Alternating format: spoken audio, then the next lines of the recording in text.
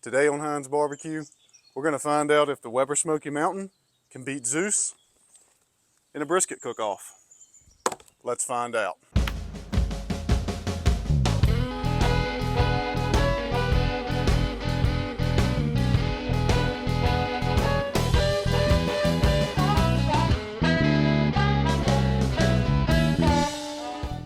So we're doing another brisket. And the main reason behind that is the past couple of weekends I've cooked a brisket trying to get the times and temperatures just right. And what I came up with is we're really close. We've got a brisket that I think will work, and I found some really interesting stuff out about cooking them and cooking them back to back every single weekend. And temperature really does matter, and in the beginning of it, it's not so important. The end game is what I think really makes the biggest difference on a brisket, which brought me to my next conclusion. Lauren's working this weekend, and I've got our son, so I can't spend 13 hours out there in an offset smoker. So what I wanted to know is, how close will the Weber Smoky Mountain get to making the same quality brisket with the same smoke taste as Zeus, the 325-gallon offset? Because if I can get pretty close, I'm going to be really happy and kind of upset because it took a lot of work to build that smoker, but we built that for something completely different anyway. Also, we are going to be doing a brisket queso dip. Compliments of a good friend of mine, Jesse Hall. So he's got some wild ideas rolling around in his head, but you know, that's what I like. So if you guys see something out there and you're like, oh, I don't have time to do that or whatever, put it in the comments. I'd love to try, give it a try. So also, we've got I've never used commercial seasonings or kind of seasonings made by anybody else. We always make our own seasonings because I think they're better. But I have found one that I think is really good. And this is the first one or maybe the second one I've ever bought in my entire life. And it is Smoke Trails Barbecue, their brisket rub. I've tried this out on some steak and a couple of other different things, and this stuff's pretty good. This is kind of what it looks like. Anytime I break the seal on these bottles, I'm gonna throw them in a mason jar and seal them up good. But it's got pretty good consistency. It's got some really unique stuff in it. They've got a YouTube channel, so go check them out. He's a really awesome guy. Seems pretty interesting. So really looking forward to seeing how this brisket turns out with this rub on it. So let's check on the brisket. Something else I wanted to talk about is we've got a new digital probe that we're using, and this is the ThermaWorks Signals. And I'm not going to do a full review on this thing right now, but it is really, so far it's been a good product besides one small hiccup that I really think they need to put in their instructions, is how to charge it. Because if you charge it incorrectly, you're going to have a bunch of problems with it. If you charge it correctly, it's probably one of the greatest products you may ever buy. So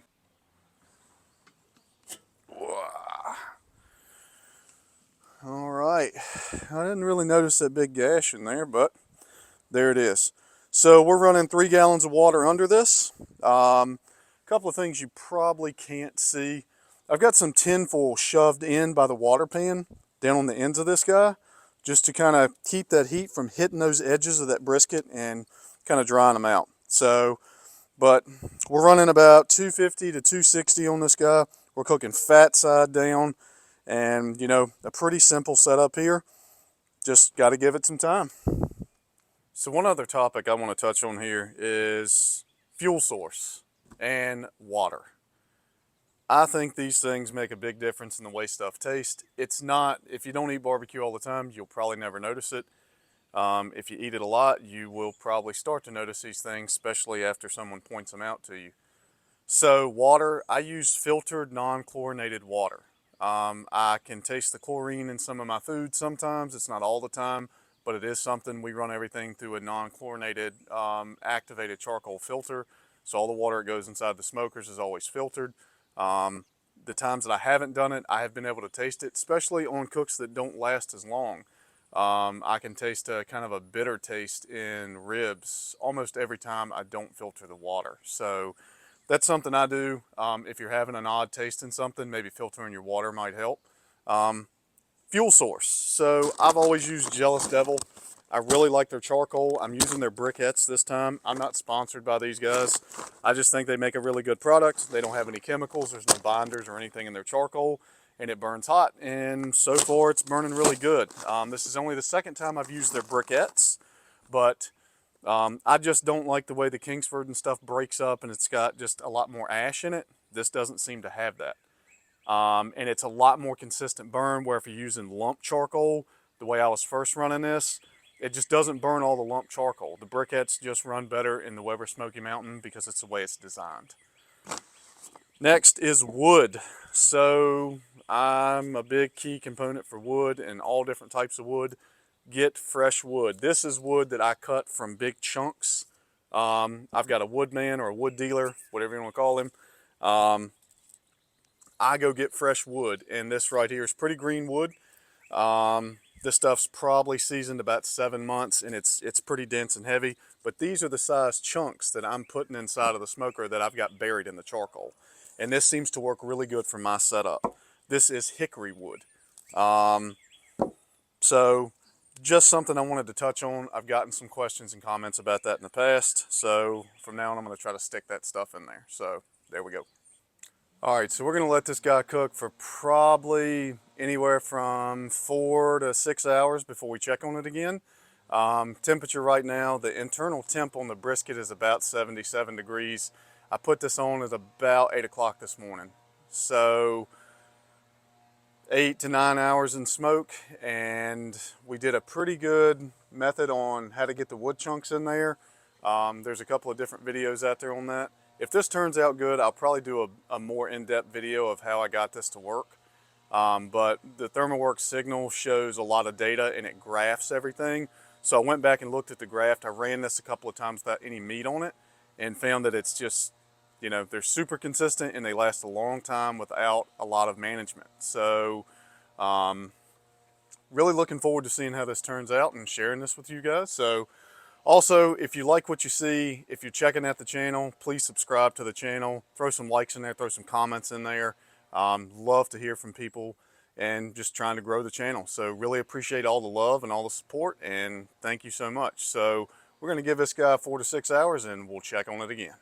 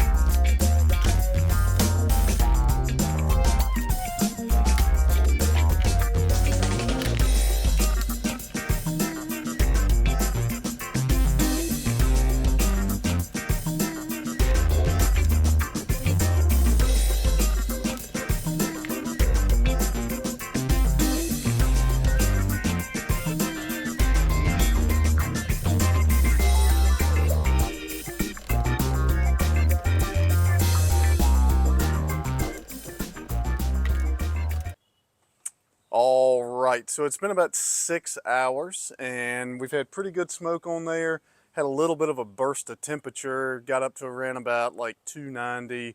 Had to come out here and shut the vents down a little bit and, you know, try to get it cooled off, which it worked pretty good. Didn't produce a lot of smoke during that, but that's what happens. So let's take a look at the old brisket. All right, so we got some crispy edges here. Probably should have been spritzing a little bit more. Yeah, that guy is totally probably overdone there. So yeah, we've baked a lot of our water out of here, so I'm gonna refill the water pan up and just kind of see what we can do. But we are cooking fat side down, so could be that just the flat in here is just feeling a little unhappy, but it seems kind of dry. So we're going to get probably 2 or 3 more gallons of water in this. See if we can get some of this bark to kind of start forming a little bit better. The bark formation is not the best, but we don't really know until it's done. It could come on a lot faster, but for the 6-hour mark, I'd expect to see a little bit more bark on this than what we got here, but it is what it is. So we're going to throw some more water in this thing and keep cooking. So we're going to let this briscotto keep cooking. It's definitely got some dry spots on the edges. Should have been watching it a little closer, but I really wanted to see if you could just let it ride and forget it. That's the whole point of doing this. What I am going to do is I'm going to use this spray bottle full of vinegar, and I'm going to come out here probably every 30 minutes to an hour, and I'm going to spray those edges down. Might even tuck a little tinfoil around the spots that seem to be sucking up the moisture faster than I can get back out here. But we'll keep doing that, keep an eye on it, see where it turns out, and hopefully show you an awesome finished product. All right, so we come outside, checked on the brisket. We got an internal temp in between 173 and 177. Close enough for me to wrap. So we're gonna grab the brisket off, get it up here on some butcher paper, get it wrapped up, and then into the oven it shall go. I've got a water pan set in the oven at 300 degrees. We're gonna run it in that till roughly probably around about 190 to 195. Probably let it coast up to about 200, and then we'll hold it at 145. Probably till tomorrow sometime when we take on the second part of this awesome video. Let's get the brisket.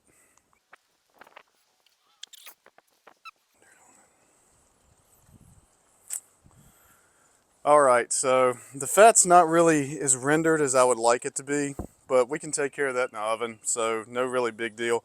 All I did was just lay down some avocado oil, because that's all I've got. And, you know, we're gonna get this guy wrapped up.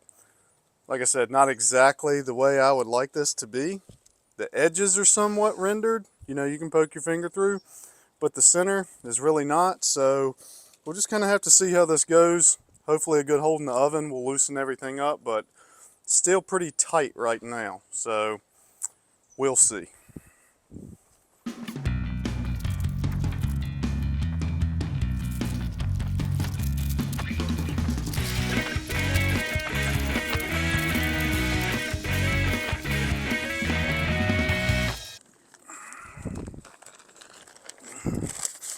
Want to try to get the paper good and tight. I did okay with that. So there's still a lot of kind of loose ends around there. I didn't do a very good job of wrapping this, but kind of crunch for time right now, so we got to do what we got to do. It's about the same as all the other ones, so I'd say it's pretty close to being even. And that is it. So stick a probe in this guy. We'll let it probe out. Like I said, oven 300 degrees. I know it's going in the oven. I got kids, so got to do what you got to do. We'll check on it probably in the morning.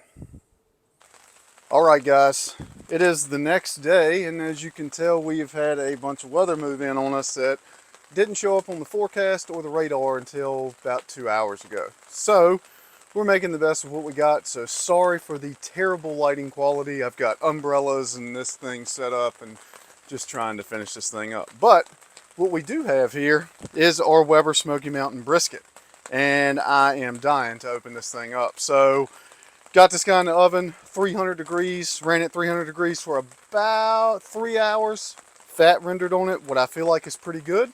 And then just pretty much cut the oven off, let it coast back down to about 180. Then I set it at 145 and it just came down. It had a nice long rest till probably about 15 minutes ago. So this thing had about a 10-hour rest on it. And that's the end game that I'm talking about.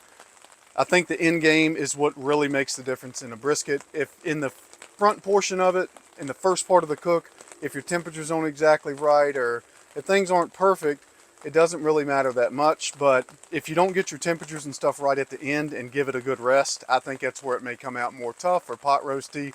Just my opinion. So, enough talking. I want to open this thing up because I'm really curious to see how this turned out. Oh yes. Yes indeedy. Ooh. Ooh. It's looking better than I thought. Wow, look at that. It's got pretty good color on it.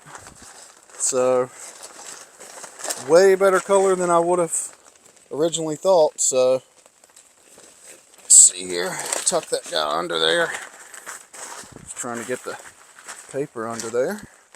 How do we feel? Oh my. Yep, the fibers underneath are moving the way they should. So, and I mean, it is very jiggly. So, yeah. All right, so let's cut into it. I mean, look at how just tender that is. I mean, you can push your finger right through the fat. Absolutely perfect. All right. Oh man, it slices like butter. Wow. Check that out. The flat feels pretty good. The point feels excellent. So yeah, so let's get a slice off of this. I'm really dying to try this.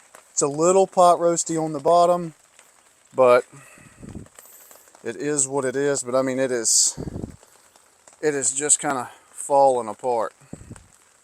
So it's a little over tender, but I mean, it's pretty good. Let's take a try.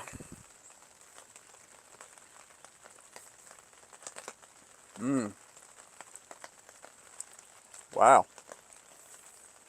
All right. Let's get a bite of this bark.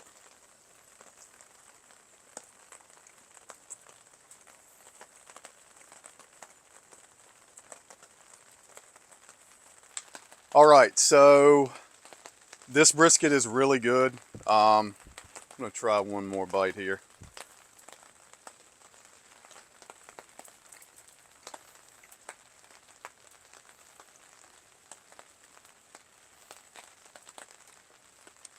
It's not as good as the brisket that comes off of Zeus, because it's just not gonna be.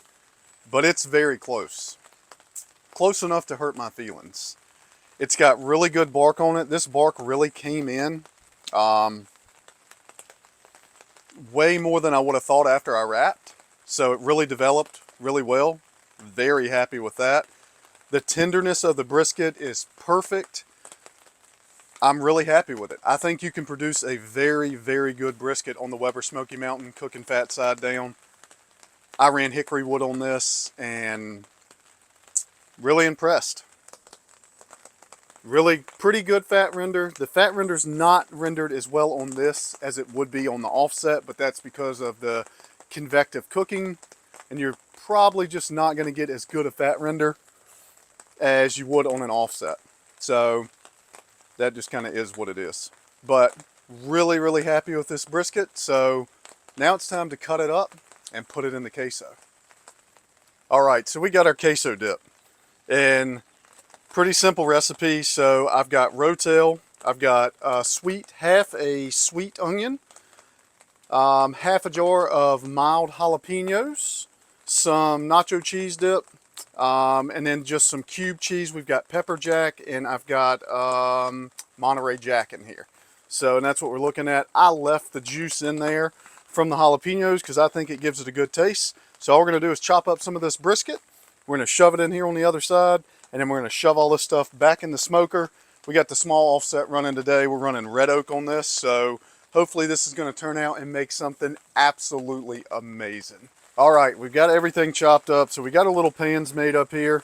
And like I said, compliments to Jesse Hall for this recipe because this is his recipe. And thank you for sharing it, Jesse.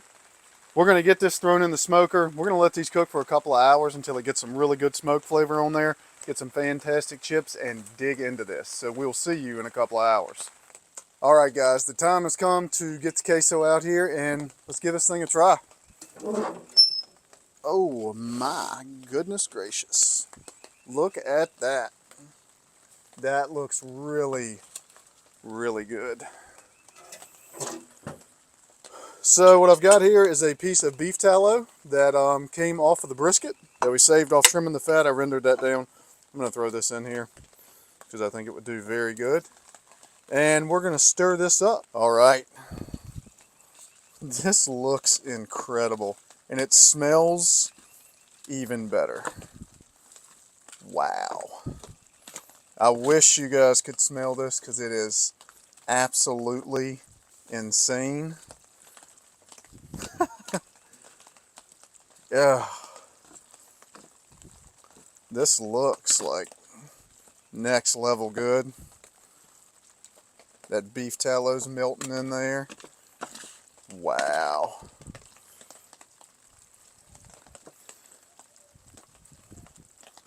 This is insane. This looks like so good. All right, we got some chips here. This is a really good brand that I really love to try. So let's give this a try. It's not gonna get any fresher than this, so.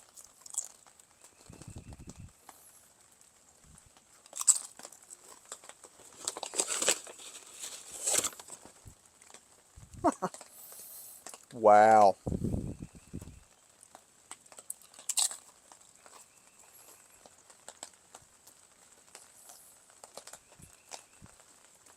Oh my God. It needs to cook a little bit longer, but it is absolutely amazing. All right, guys, there it is. So we did the WSM versus the offset and found out that the WSM can really make a fantastic brisket. Also got to try out Smoke Trail's barbecue brisket rub. That stuff is really good. If you're looking for a good commercial brisket rub, now once again, that's the only one I've ever tried, so I'm kind of biased, but mine that I make myself is pretty good, and that one is fantastic. So if you're looking for something to try, to put a really good bark on something and add some really good flavor, I think it's worth the money. You can purchase it off of Amazon. I'm not affiliated with them. Just when I find good products, I like to throw them out there so people can try them. Meanwhile, I'm going to throw this back on the smoker probably for a little bit longer to let the onions kind of caramelize a little bit more. But if you're looking for something awesome to make, this brisket queso is fantastic. So until next time, keep them burning.